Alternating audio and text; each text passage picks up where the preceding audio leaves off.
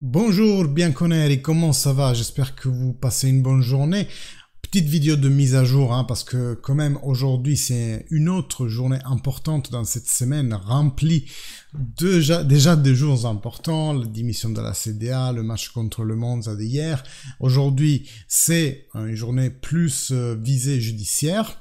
Je viens de rentrer du boulot et en fait le procureur de la fédération a demandé 9 points de disqualification pour la Juventus. C'est une demande, c'est l'accusation, elle a une thèse accusatoire et elle pose un certain nombre de points et demande des pénalités. Donc on va en parler ensemble dans cette petite vidéo. Elle va être vraiment courte parce que j'ai très peu de temps. Donc si vous n'êtes pas encore abonné, n'hésitez pas, bouton en bas de la vidéo et activez la cloche pour être toujours mis au courant des vidéos et des lives. Et toujours les gars, like, commentaire, ça aide énormément la chaîne. D'ailleurs j'avais oublié mes logos, ils sont là, suivez-moi sur les réseaux sociaux. Alors donc il faut faire un peu le tri dans tout ça. Parce que je pense que c'est peut-être pas encore clair pour tout le monde qu'est-ce qui tourne autour de la Juventus dans le judiciaire en ce moment. Il y a plusieurs choses. Il y a éventuellement, et c'est de ça qu'on va parler aujourd'hui, la réouverture de l'enquête pour les plus-values qui avait eu lieu l'année dernière et pour laquelle la Juventus avait été acquittée, avec toute l'histoire des interceptions téléphoniques, des écoutes. Apparemment, il y aurait eu des nouveaux éléments, mais il ne nous est pas donné de les connaître encore. Et donc, le procureur fédéral, donc la fédération de football, donc ça c'est la justice sportive, se demande s'il ne faut pas réouvrir le dossier qui avait été fermé l'année dernière. C'est possible de le faire, il faut seulement qu'il y ait des nouvelles découvertes, des choses qui n'avaient pas été prises en examen à l'époque, et que ces faits-là soient plus graves que les faits qui ont été reprochés à l'équipe l'année dernière, à la Juventus l'année dernière. Donc, apparemment, ils auraient des trucs nouveaux et des trucs plus graves, parce que sinon, ils n'iraient pas demander. Après, on peut se demander sciemment quoi, parce que si c'est que les écoutes téléphoniques ou les papiers qui sont sortis avec les enquêtes l'enquête Prisma, bah, moi je n'ai rien vu qui me fait penser qu'il y a du nouveau sur les plus-values. Maintenant, la Juventus n'est pas seule, il y a d'autres équipes pour lesquelles on se demande s'il ne faut pas réouvrir l'enquête plus-value.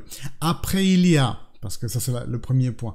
Après, il y a la justice ordinaire qui va donc juger si la Juventus, oui ou non, a fait un faux en bilan avec la manœuvre pour les salaires pendant Covid. Vous vous souvenez, on avait déplacé des salaires à l'année suivante et apparemment on les aurait mal comptabilisés. Donc ça c'est un autre filon d'enquête, on va dire. Et troisième chose, la UEFA, elle aussi, elle pourrait réouvrir des enquêtes disciplinaires vis-à-vis de l'histoire du bilan. Donc en ce moment, la Juventus est sur 3 fronts judiciaires, non pas un. Aujourd'hui, on va s'attarder un peu plus sur le premier.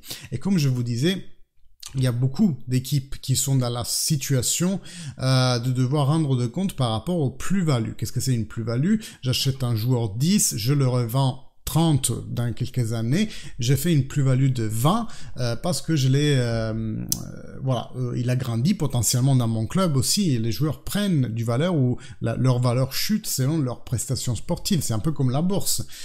Donc encore là, très difficile de dire qu'il y a eu quand moi je dis que cet objet vaut 10, c'est mon opinion, et si toi t'es disposé à le payer 10, c'est un peu ton problème. Donc là c'est vraiment difficile de se dire pourquoi ils veulent réouvrir cette enquête, surtout quand on ne connaît pas tous les documents que l'accusation aura annexé à sa requête. Mais moi là où je veux pointer le doigt, et c'est ça qui me saoule aujourd'hui, c'est que à l'époque des faits, il y a un an, il y avait eu que des requêtes pécuniaires, donc des amendes à faire payer aux sociétés. Tout a été rejeté. Et cette année, il y a des amendes pour tout le monde, pour toutes les autres équipes qui sont impliquées dans ce éventuel, dans cet éventuel, comment on dit, un reato. J'ai pas le mot en français, excusez-moi. Délit, voilà, c'est venu. C'était un éventuel délit Il n'y a pas une règle aujourd'hui, à ce jour, au moment où je vous parle, il n'y a même pas une règle qui dit, qui régit comment on doit se servir des plus-values. Donc c'est vraiment grotesque qu'on veuille rouvrir l'enquête, ou encore plus, vraiment, si l'enquête est réouverte, qu'on nous demande des points de pénalité pour ça. Parce que les points de pénalité, on les demande quand il y a un illicite qui a impliqué un avantage compétitif sportif. Là, ma foi, si nous on a vendu 60 Pjanic au Barça et qu'on a acheté l'autre estorpié là, 60, non, combien 76 je crois, Arthur, eh bien c'est notre problème si ces joueurs-là ne valent pas autant. Bon, c'est des cadeaux mutuels que les équipes se font. Oui, ça arrive. Pensez aux Osimhen, voilà. Les 3 joueurs qui devaient aller au Lille sont même pas allés jouer là-bas. Et ça veut tout dire déjà. Mais moi, ce qui m'étonne, je disais, c'est le fait qu'on demande 9 points de pénalité pour la Juventus et des amendes pour les autres. C'est quoi la discriminante qui fait une plus-value réalisée par la Juventus plus grave que celle que, allez, je dis n'importe quoi, l'Empoli aurait fait? Vieux débat, je vole une voiture et je vole un bonbon, est-ce que ça a la même valeur? Si on part sur un fait de principe, et je pense très honnêtement que la justice devrait se baser tout d'abord sur des faits objectifs, ben on devrait punir le bonbon et la voiture de la même façon. Après, il y a des atténuantes, il y a le dommage qui a été causé à la personne. Si je pique un bonbon chez quelqu'un, c'est pas comme si je lui churais sa voiture, c'est pas la même chose. Mais ce que je veux dire, c'est que la personne a fait un réel dommage. Si vous y réfléchissez, il y a toujours 2 individus, dans ce cas 2 individus métaphysiques, pas des personnes, des entités, des entreprises, qui ont décidé de s'échanger mutuellement ça et ça.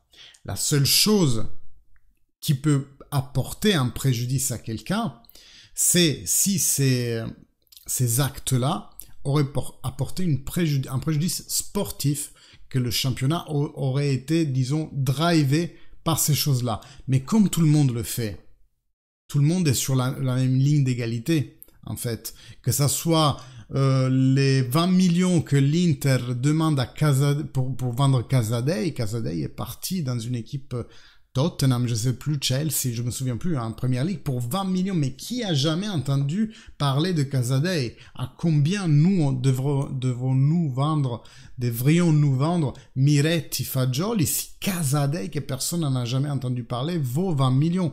Donc vous voyez, tout ça c'est des estimations que chacun fait. Si 2 équipes sont d'accord pour surestimer leurs joueurs, et oui, ça joue sur le bilan, mais là où ça poserait problème, c'est si ce bilan, de toute façon, n'était pas aux normes pour s'inscrire à la Serie A. Le Hellas Verona, il y a quelques années, a eu ce problème-là. Ils avaient fait des plus-values dans le but d'assainir le bilan.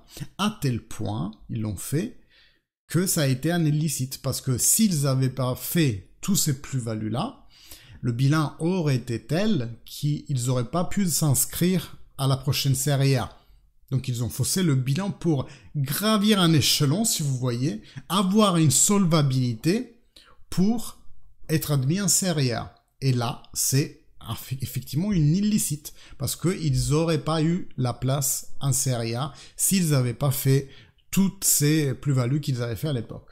La Juventus, avec 2 récapitalisations en seulement quelques années, 700 millions, mais que voulez-vous que la Juventus ait eu un problème de trésorerie tel pour ne pas pouvoir s'inscrire au championnat de Serie A?